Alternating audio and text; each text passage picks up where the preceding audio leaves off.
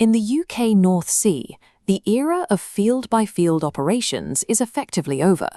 The new baseline is Adura.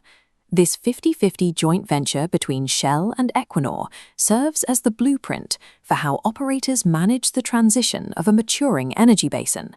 For suppliers, the decentralized buying committees you once pitched have vanished. Navigating this market now requires an immediate adaptation to a single, consolidated procurement logic.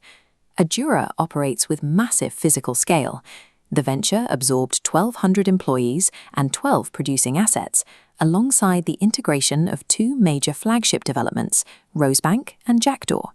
This chart compares Adura's output against the rest of the basin.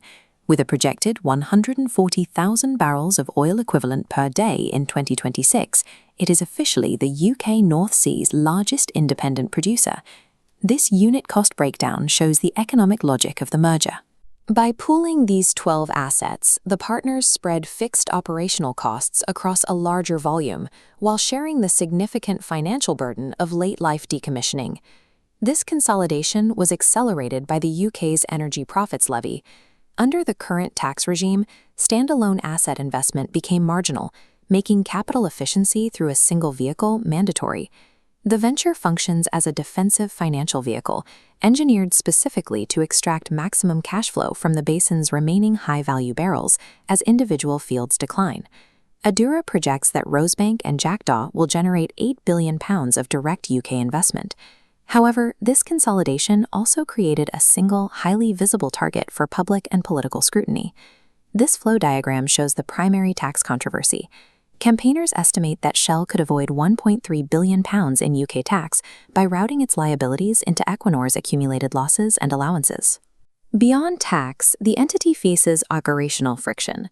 OPRED regulatory blockers are currently forcing Adura to revise its atmospheric and downstream emissions reporting for both flagship projects. While consolidation stabilizes the economics, it creates an entity under constant surveillance. It will now demand flawless compliance and verifiable emissions data from its entire supply chain. This funnel graphic illustrates the change for suppliers.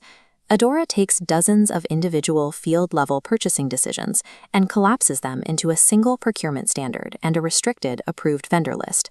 This logic reflects a global trend. In mature basins from Southeast Asia to the Gulf of Mexico, operators are shifting toward this model of fewer, larger players running consolidated portfolios for managed decline. Suppliers must move past greenfield growth pitches and realign their commercial value around late-life economics, uptime advantages, and measurable decommissioning efficiency. In a consolidating basin, securing approved vendor status with these surviving operators is the only way to avoid being rationalized out of the market.